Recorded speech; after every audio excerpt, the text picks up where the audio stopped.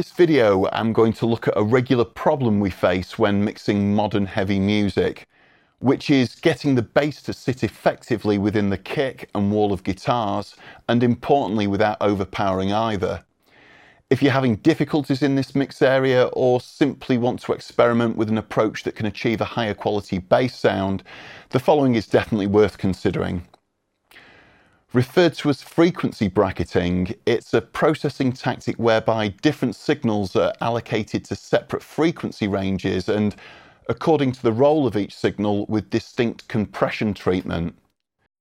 This can provide a really powerful yet well-controlled bass tone, and one that can be a lot easier to carve into shape and get successfully sat in the mix than when using a conventional EQ compression approach. Let's have a brief listen to the track I'm mixing, where I have already used frequency bracketing for the bass.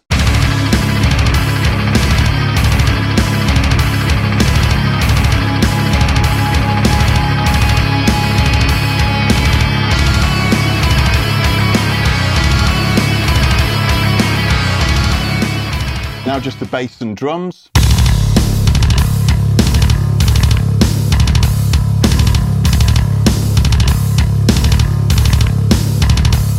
Now just the bass.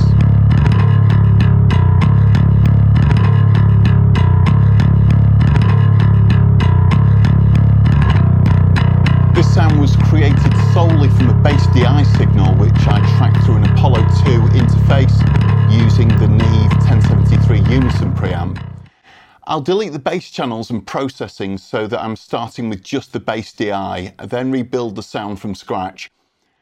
As an initial step, I'll duplicate the DI signals, so there are 5 DI tracks in total. The first DI channel is going to be frequency bracketed to a low end roll, so I'm going to select a bass amp appropriate to this task. I tend to find distortion in the lows of a bass sound to make the tone quite muddy, so I'm aiming to get a really clean, punchy signal here. A perfect amp for this task is the solid-state Gallien-Kruger 800RB.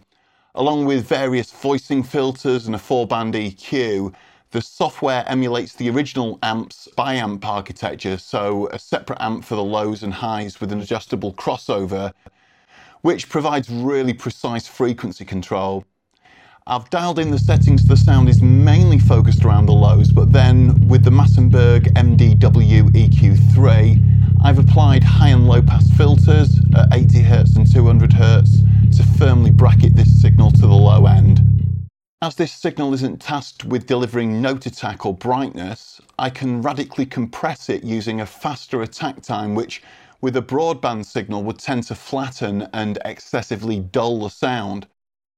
Given that I want a really clean sound here, I'm going to use a VCA compressor design, which compared to FET, Valve and Opto, tend to deliver the most transparent gain reduction with less coloration distortion.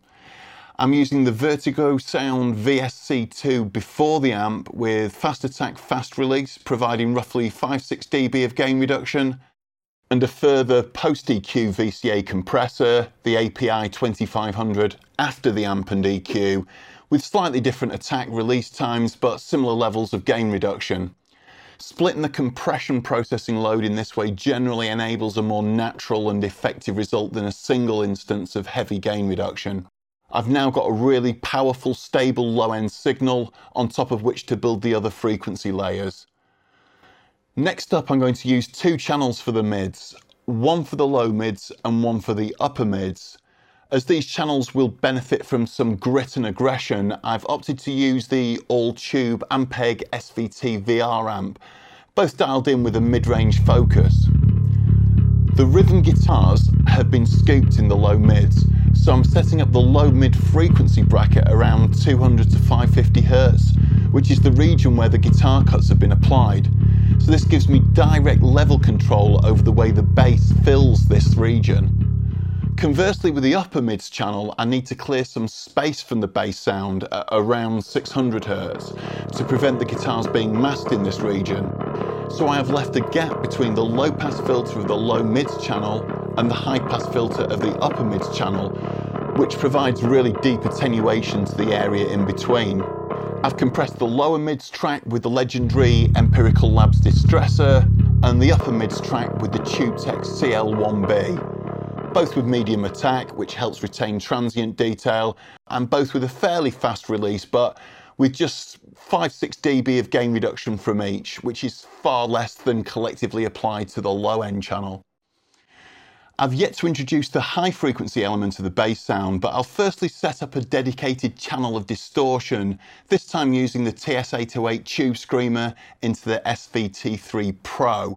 To heavily reduce muddy lows and abrasive highs, I've heavily attenuated either side of 600 Hz to 2K on the amp, and have further emphasised the 900 Hz region with frequency bracketing.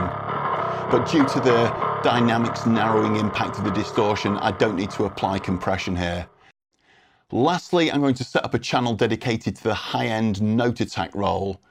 I usually find the clean DI signal without any amp processing to work well here, delivering some wiry note definition to the composite sound. Here I'm frequency bracketing the signal between 1.35 and 7K using a gentle 6 dB per octave low pass filter.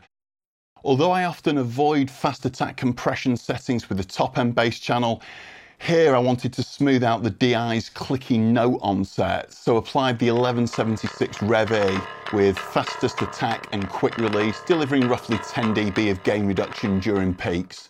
I've now got 5 separate bass channels to blend as I see fit, but firstly I'll route them to a mix bus where I'm applying several dB of RMS based gain reduction from the LA2A Grey revision, with a further several dB of gain reduction from the SSL 4000 G-Bus compressor, set with a fairly fast attack and auto release, which is just helping prevent the note attack of the bass from overpowering the note attack of the guitars.